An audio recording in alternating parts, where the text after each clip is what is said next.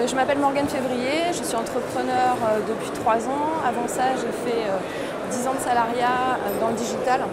J'ai connu le mobile à ses tout débuts et le web aussi. Et donc je suis entrepreneur depuis 3 ans. J'ai monté 3 sociétés, dont Wishes, où je suis présidente et fondatrice. Et je vais vous présenter aujourd'hui Startup, devenez votre propre média. Alors, qu'est-ce qu'un média? Tout le monde sait ce qu'est un média. À la base, c'est un outil de communication. Vous avez des grosses catégories de médias qui sont la télévision, la radio, la presse, les magazines, et vous avez Internet. Et Internet, c'est une catégorie qui peut être splittée en plusieurs sous-catégories, tout simplement à cause de ça. Donc c'est vraiment, au sens large, Internet, c'est le digital.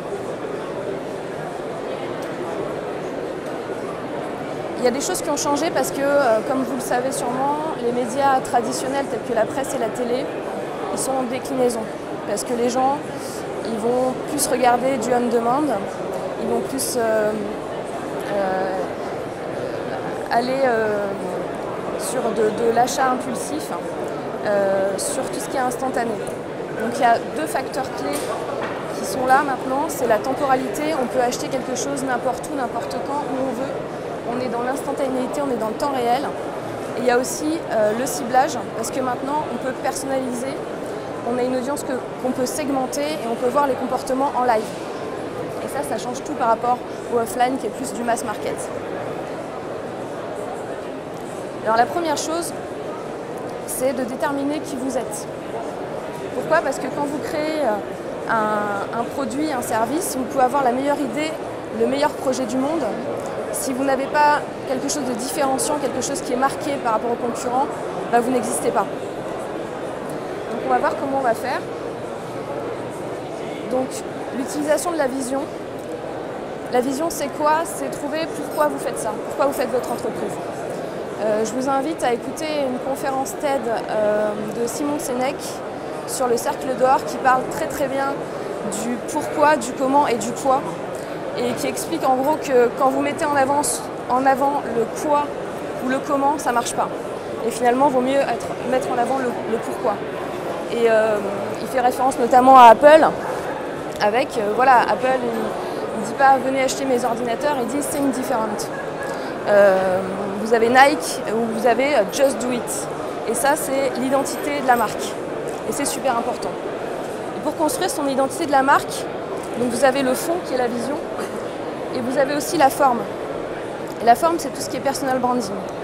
On peut utiliser le personal branding en tant qu'individu, mais il faut aussi l'utiliser pour sa société. Parce que maintenant, on est dans une société d'image où forcément, il faut que vous soyez démarqué sur le niveau graphique, sur la charte, sur comment vous utilisez les images, comment vous utilisez les vidéos. Ça devient super important d'utiliser des médias tels que YouTube. Et pour ça, il faut que ce soit cohérent. Il faut que les gens, ils voient la couleur de votre marque, ils vous reconnaissent tout de suite, ils savent que c'est vous. Ensuite, on va passer à être créatif.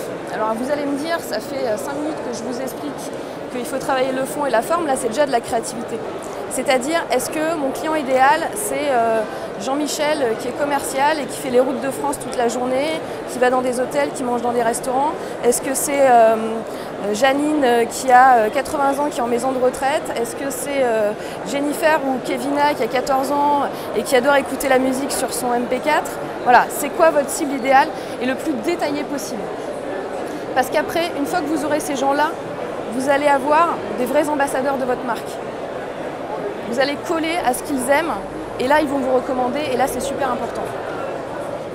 Ensuite, vous avez l'utilisation du copywriting. Alors, le copywriting, c'est une technique qui est super ancienne, qui a plus de 60 ans, parce qu'elle a été inventée par monsieur David Ogilvy dans les années 50. Et je vous montre la photo juste pour voir la vieillesse du truc. Et ce monsieur-là, bon, il a fait beaucoup de choses pour le marketing, mais notamment, il a inventé le copywriting. Il se considérait lui-même comme un très mauvais copywriter. Mais en tous les cas, il a donné les lignes et ce que les gens devaient faire, c'est ce que ses équipes devaient faire pour créer les publicités. Et il y avait 2 axes très forts qui étaient, numéro 1, la personne qui fait la publicité, elle doit connaître à 100% le produit. C'est-à-dire qu'il obligeait les personnes qui faisaient les campagnes de publicité à utiliser le produit pour de vrai qu'elles allaient promouvoir. Et il les obligeait à lister tous les atouts et tout ce que le produit faisait de bien. Et deuxièmement, en fait, au lieu d'avoir juste un slogan et une baseline du genre « utilisez mon produit parce que c'est le meilleur », lui il a dit « il faut arrêter de prendre les gens pour des cons et il faut leur donner tout ce qui va être les points bloquants, les rassurer là-dessus ». C'est-à-dire qu'il a fait des publicités où vous aviez 5, 6, 7, 8, 9, 10 points de détails, parfois techniques, où il expliquait aux gens pourquoi ce produit-là était bien. Et ça donne une image au client qui est super positive du produit.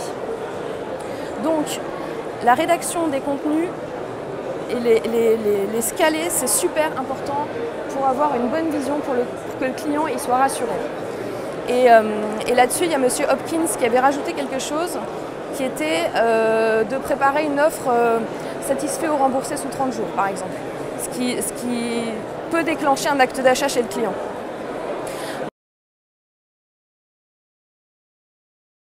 Sur Internet, vous allez avoir des grosses landing pages qui sont très longues. Je ne sais pas si vous avez déjà vu ça. Moi, la première fois que j'ai vu ça, je me suis dit, les gens qui ont fait ça, ils sont fous.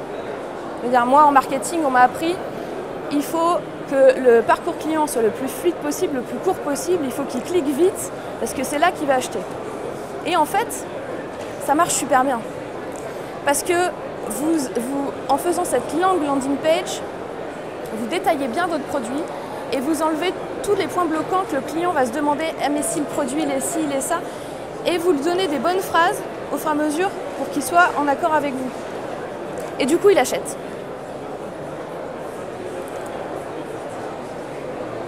Donc maintenant qu'on a vu le fond, la forme, on a vu comment vous devez cibler vos clients, on va trouver des moyens de communication, bien sûr, plutôt dans le online, dans le digital. Et donc il y a l'utilisation de l'inbound marketing. Alors l'inbound marketing, c'est pas un gros mot, je pense que vous commencez à en entendre parler de plus en plus. C'est l'inverse de l'outbound marketing.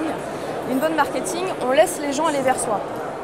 C'est-à-dire que ce n'est pas des campagnes de promotion qui vont dire venez acheter mon produit, acheter mon téléphone pour tant d'euros, etc. Non, non.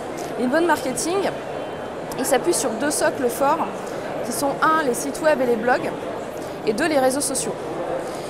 Sur le site web, le blog, ils vont customiser un maximum leur SEO, c'est-à-dire leur référencement naturel, l'utilisation de mots-clés, l'utilisation de méta-keywords, de métadonnées. Et sur les réseaux sociaux, ils vont être sur principalement du Facebook, du Twitter et du YouTube. Et ils vont donner du contenu gratuit. Donc cette technique-là, elle est super bien. Par contre, il faut que vous ayez une stratégie long terme. Si vous voulez faire un coup, un produit, ça ne sert à rien de faire ça. Parce que ça, vous allez avoir des résultats qui vont être sur le temps. Et c'est souvent au bout de 1 an, à bout de travail acharné, que vous allez vraiment avoir une vraie audience. Par contre, ce qui est intéressant, c'est que si vous voulez créer votre projet maintenant et que ce n'est pas encore créé, que vous êtes encore en train de chercher ce que vous voulez faire, etc., commencez par exemple en créant un blog sur la thématique qui est en accord avec votre futur produit au projet. En fait, ça va vous aider à commencer à générer de l'audience au fur et à mesure. Et une fois que votre produit sera sorti, vous aurez déjà quelque chose sur quoi vous appuyer pour appuyer sur le digital. Ensuite, vous avez autre chose qui est ultra important, c'est l'utilisation du growth hacking. Alors le growth hacking, c'est la croissance. C'est super dur à définir parce qu'en fait, il n'y a pas de mode d'emploi, il n'y a pas de vraie définition. C'est John Ellis qui a inventé ce mot-là, c'est quelqu'un qui était chez Dropbox, au moment où Dropbox n'allait pas très bien.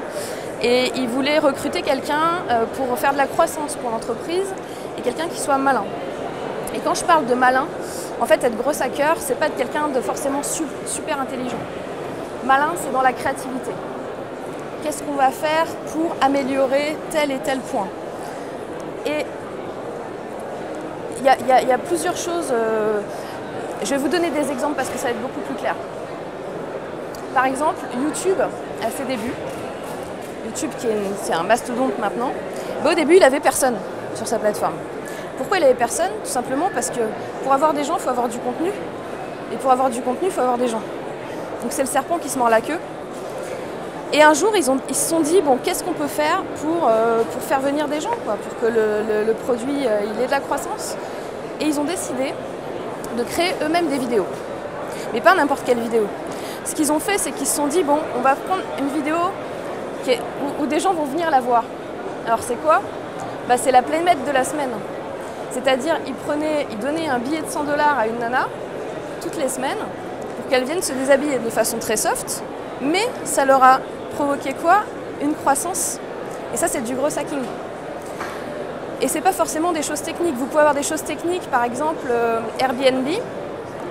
À ses débuts, ils ont un petit peu piraté le site Craigslist aux États-Unis. Craigslist, pour vous donner une idée, c'est le bon coin des États-Unis. Et ce qu'ils ont fait, c'est comme Craigslist, il avait énormément de trafic, et que pas eux, et ben ils se sont dit, on va publier automatiquement toutes les annonces d'Airbnb sur Craigslist. Ça a marché, et en fait Craigslist leur a apporté du trafic. Et c'est comme ça qu'ils ont performé.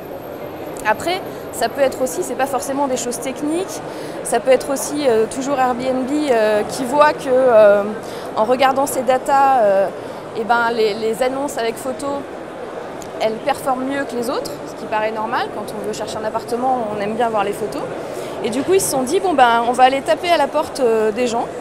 Donc ils sont allés taper à la porte, ils leur ont dit, voilà, on peut mettre votre annonce gratuitement sur Airbnb, et en plus, on vous fait les photos. Donc les personnes, ils étaient OK.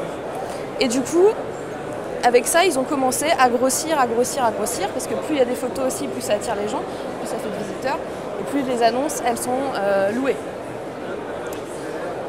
Donc voilà, moi je vous conseille vivement le gros hacking. Gros hacking, donc croissance, data. C'est quelqu'un qui est malin, qui va aller regarder ce qui se passe et avec les indicateurs, qui va essayer de les faire monter le plus rapidement possible. Et je vous conseille de rester dans la légalité, bien entendu, en utilisant le gros hacking. Donc c'est à vous de jouer, merci.